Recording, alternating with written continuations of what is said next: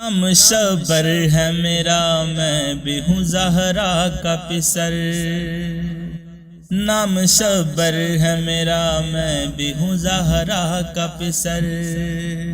نام شبر ہے میرا، میں بھی ہوں زہرا کا پسر۔ نام شبر ہے میرا، میں بھی ہوں زہرا کا پسر۔ میرے بابا ہے علی مالک حوض کوثر۔ میرے نانا ہے رسول اللہ شفیع محشر۔ بائی شبیر ہے عباس ہے اور دو خاہر۔ عظمت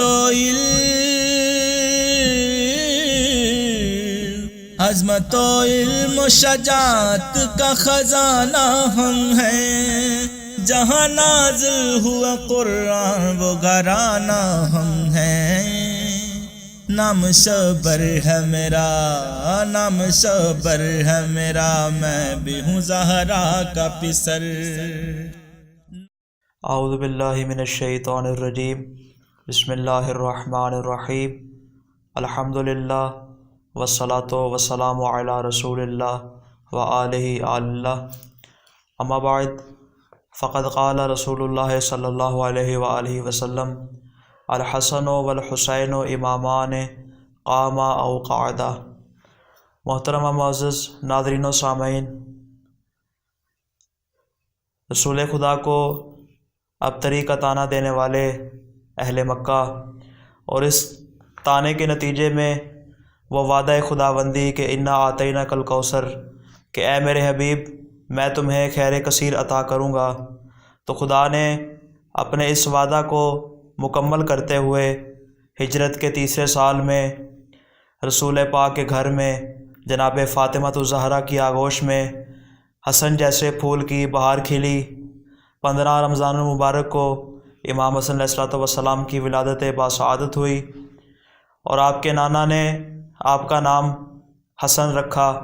جیسا کہ میں نے پہلے بھی بیان کیا تھا کہ یہ حسن اور حسین اہل عرب کے لیے دو نئے نام تھے، اور جب بھی کبھی یہ نام مبارک لیے جاتے تو حسنین کریمین جیسی مکرم اور معزز ہستیاں ہی ذہن میں آتی ہیں۔ 7ویں روز آپ کا عقیقہ ہوا اور اسی طرح رسول اللہ نے آپ کی تربیت کی اور آپ کا بار بار ہر مقام پر تعارف کرواتے رہے، اور کبھی لوگوں کے درمیان کبھی اصحاب کے درمیان۔ مورخین بیان کرتے ہیں کہ ایک مرتبہ ابو سفیان مولا کائنات علی ابن ابی طالب علیہ السلام کے پاس آیا اور کہا کہ آپ رسول اللہ سے میری تھوڑی سی سفارش کیجئے تاکہ میرا کام آسان ہو سکے۔ تو مولا کائنات نے ایک جملہ ارشاد فرمایا، کہا اے ابو سفیان، رسول اللہ نے جس بات کا وعدہ دے دیا ہے اس میں ذرہ برابر بھی کمی یا بیشی نہیں ہوگی۔ اب جب یہ جواب سنا مولا کائنات سے، پھر امام حسن علیہ السلام کی خدمت میں آیا، اور روایات میں ملتا ہے کہ امام حسن علیہ السلام اس وقت آپ کی عمر تقریباً 14 ماہ تھی۔ تو اس نے جب یہی بات امام حسن علیہ السلام کے سامنے دہرائی تو امام علیہ السلام نے ایک ایسا جواب دیا جو تاریخ کی زبان پر آج بھی رقم ہے۔ امام حسن علیہ السلام نے اس کی داڑھی کو پکڑا اور اس کے ناک کو مروڑ کر کہا، اے ابو سفیان، اللہ تعالیٰ کا کلمہ اپنی زبان پر جاری کرو، جو کچھ تم کہو گے تمہیں حاصل ہو جائے گا۔ یہ منظر جب مولا کائنات علی ابن ابی طالب علیہ السلام نے دیکھا تو اپنے بیٹے حسن کو گود میں اٹھا لیا اور بوسے دینے لگے۔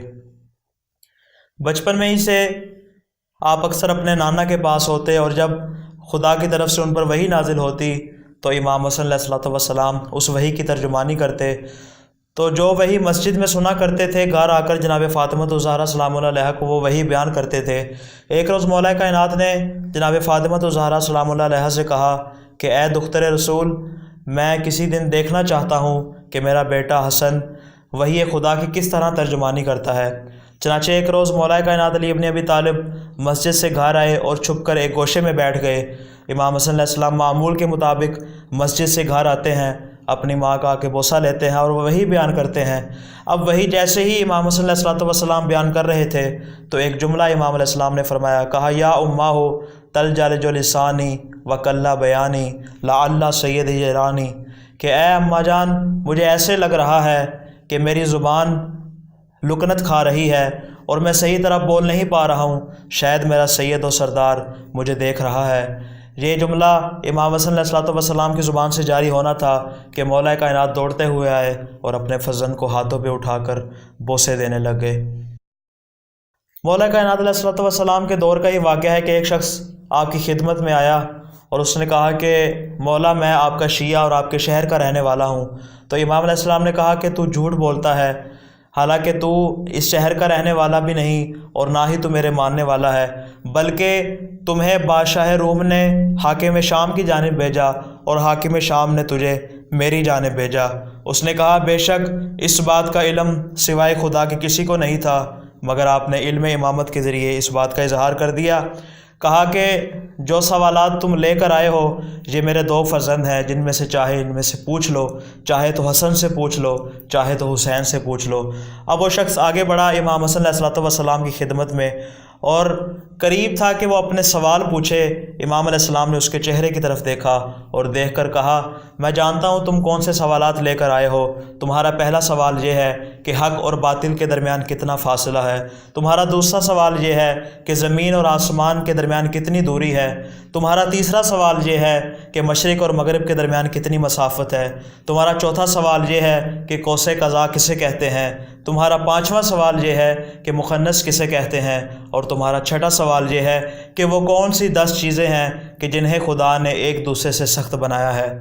اب جیسے ہی اس نے سوالات امام کی زبانی سنے تو کہا حضرت ان کے جوابات بھی آپ ارشاد فرما دیجئے۔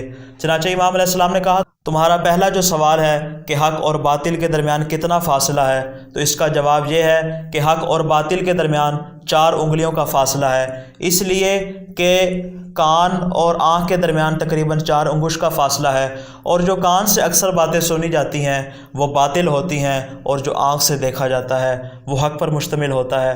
اور تمہارا دوسرا سوال یہ ہے کہ زمین اور آسمان کے درمیان کتنی دوری ہے، تو اس کا جواب یہ ہے کہ زمین اور آسمان کے درمیان اتنی دوری ہے کہ مظلوم کی آہ اور آنکھ کی روشنی زمین سے آسمان تک کتنے فاصلے میں پہنچ جائے۔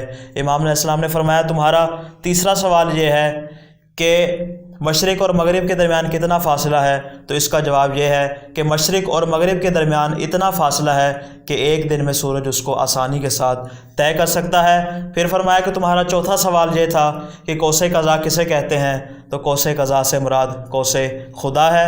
اور اس کے بعد فرمایا کہ تمہارا اگلا سوال یہ تھا کہ مخنث کسے کہتے ہیں۔ مخنث سے مراد وہ شخص ہے کہ جس کے اندر مردوں اور عورتوں دونوں کی علامتیں پائی جائیں اور یہ تشخیص نہ ہو پائے کہ وہ کن میں سے ہے۔ امام علیہ السلام نے فرمایا تمہارا آخری سوال یہ تھا کہ وہ کون سی 10 چیزیں ہیں کہ جنہیں اللہ نے ایک دوسرے سے سخت بنایا ہے، تو اس کا جواب یہ ہے کہ اللہ نے سب سے زیادہ سخت پتھر کو بنایا اور اس کو قوی تر بنایا، مگر پتھر سے زیادہ مضبوط اللہ نے لوہے کو پیدا کیا، اس لیے کہ لوہا پتھر کو کاٹ دیتا ہے، اور لوہے سے مضبوط تر اور اس سے سخت اللہ تعالیٰ نے آگ کو پیدا کیا، اس لیے کہ آگ جو ہے وہ لوہے کو بھی کھا جاتی ہے۔ اور پھر فرمایا کہ آگ سے قوی تر اللہ تعالیٰ نے پانی کو پیدا کیا جو آگ کو بھی بجھا دیتی ہے۔ پھر فرمایا کہ پانی سے طاقتور اللہ تعالیٰ نے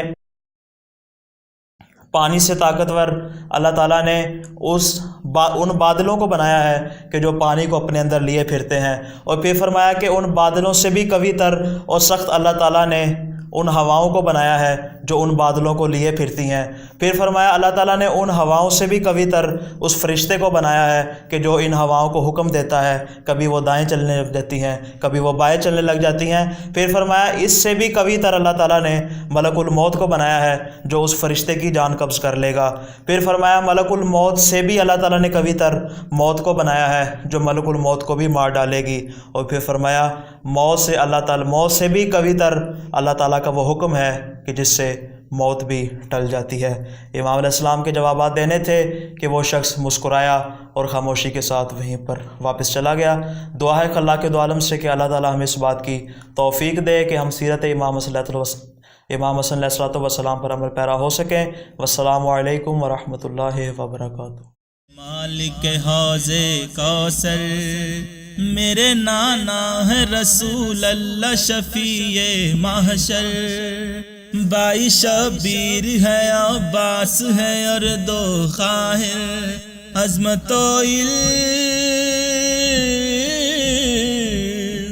عظمت و علم و شجاعت کا خزانہ ہم ہیں، جہاں نازل ہوا قرآن وہ گھرانہ ہم ہیں۔ نام صبر ہے میرا، نام صبر ہے میرا، میں بھی ہوں زہرا کا پسر۔